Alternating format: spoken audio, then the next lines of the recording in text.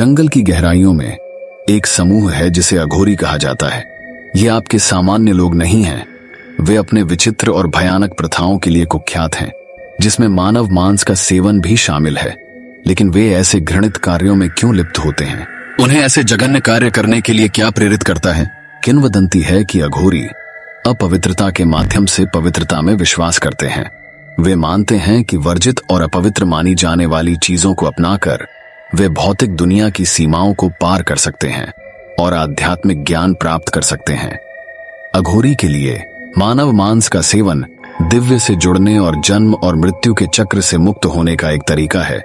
लेकिन अघोरी की प्रथाएं केवल मानव मांस के सेवन तक सीमित नहीं हैं।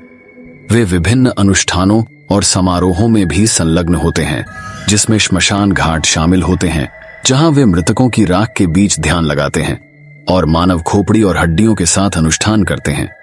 कहा जाता है कि ये प्रथाएं उन्हें मृत्यु की शक्ति को संचालित करने और उनके आध्यात्मिक लक्ष्यों की ओर निर्देशित करने की अनुमति देती हैं।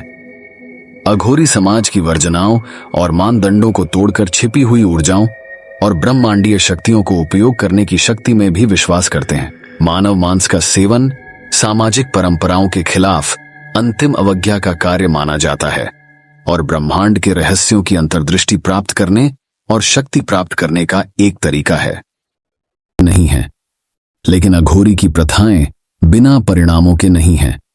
उनके अनुष्ठान अक्सर अंधकारमय और दुष्ट आत्माओं से जुड़े होते हैं, जो उन लोगों पर अधिकार कर सकते हैं जो आध्यात्मिक रूप से प्रतिरोध करने के लिए पर्याप्त मजबूत नहीं होते हैं। कई अघोरी को कहा जाता है कि वे मृतकों की आत्माओं से ग्रस्त होते हैं, जो उन्हें पागलपन की ओर ले जाने वाले दृष्टिकोणों और दुःस्वप्नों से पीड़ित करते हैं। ऐसे ही एक अघोरी, एक युवक जिसका नाम काली था, उसे मानव मांस के लिए अतृप्त भूख के लिए जाना जाता था। वह रात में जंगलों में घूमता था, अपनी काली इच्छाओं को संतुष्ट करने के लिए अनजान पीड़ितों की तलाश में। काली ने आध्यात्मिक शक्ति की खोज में अपनी मानवता को लंबे समय से त्याग दिया था, लेकिन समय के साथ वह अपने भीतर के अंधकार से ग्रस्त हो गया।